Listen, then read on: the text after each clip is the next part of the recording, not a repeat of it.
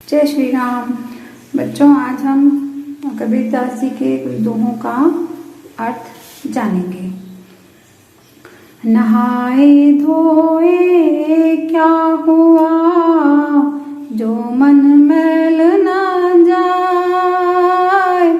Mean सदा जल में रहे, धोए बास न जाए। कबीरा धोए बास न जाए।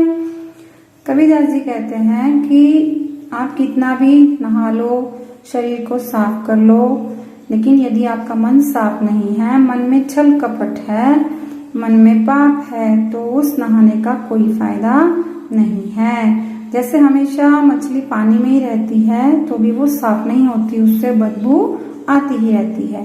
तो इसका सार क्या निकला कि बाहरी सफाई जितनी जरूरी है, उससे ज्यादा जरूरी आंतरिक सफाई है, यानी मन का साफ होना, निर्मल होना ज्यादा जरूरी है। माखी गुड़ में गाड़ी रहे, पंख रहे लिपटाए। हाथ मले और सिर धुले, लालच बुरी बलाए। कबीरा लालच बुरी बलाए। कबीरदास जी कहते हैं कि जैसे मक्खी होती है, वो गुड़ में लिपटी रहती है या कभी मिठाई में लिपटी रहती है, उस पर बैठती है तो उसके ऊपर गुड़ मीठा चिपक ही जाता है, और जब उस चिपक जाते हैं तो फिर वो भारी हो जाती है, और जब उड़ने का प्रयास करती है तो वो उड़ नहीं पाती। और ये सब क्या है? एक लोभी स्वभाव है। बाद में उसे अफसोस भी होता है कि मैंने बेकार लालच किया, लेकिन जब कोई फायदा नहीं होता।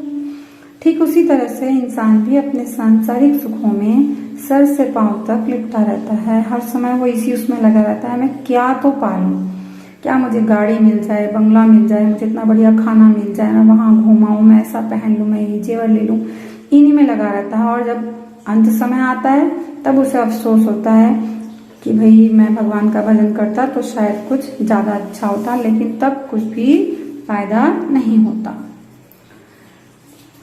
मोह को कहाँ ढूंढे बंदे, मैं तो तेरे पास में। ना मैं देवल ना मैं मस्जिद, ना काबे कैलाश में, ना काबे कैलाश में। कबीरदास जी कहते हैं कि जो इंसान है वो भगवान को ढूंढने के लिए मंदिर, मस्जिद, पहाड़ों में, तीर्थ स्थानों में जाता है, मन की शांति के लिए माला फेरता है, व्रत करता है। तो वो कहते हैं इन सब की जरूरत नहीं है।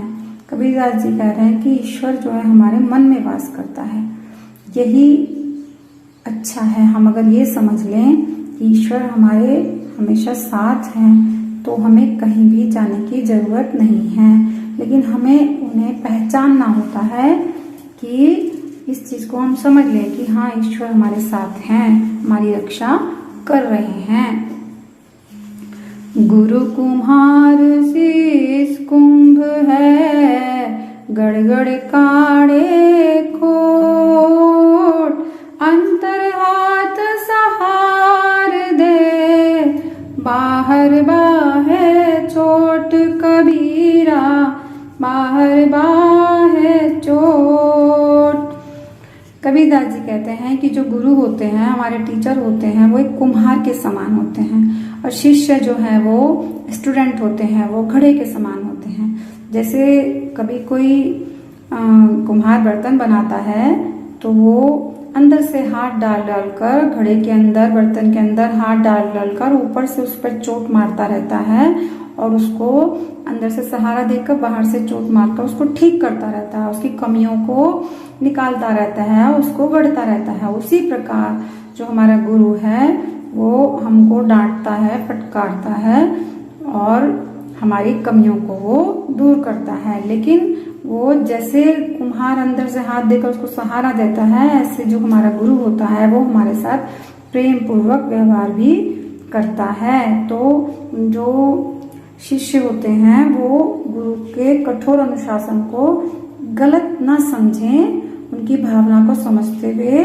उनका सम्मान करें और उनकी बात को मानें। जागट प्रेम ना संचरे, सोगट जानू मसान। जैसे खाल लुहार की, सांस ले तू बिन प्राण कबीरा, सांस ले तू बिन प्राण।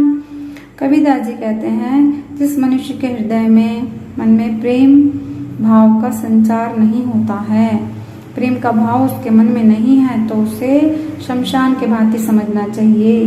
जैसे मरे हुए जानवर की खाल से जो एक लोहार की वो धोपनी बनती है, वो सांस तो लेती है, उसे वो फूंक मारता है, उससे आगे काम होता है, लेकिन उसमें प्राण नहीं होते। इसी तरह जिस मनुष्य के हृदय में ईश्वर के प्रति सच्चा प्रेम नहीं है, प्रेम का भाव नहीं है, तो वो सांस तो ले रहा है, लेकिन सांस लेते हुए भी वो प्राण विहीन है। एक बार ही परखिए नावा बारंबार, बालो तो हो किरकिरी, जो छाने सो बार कबीरा, जो छाने सो बार।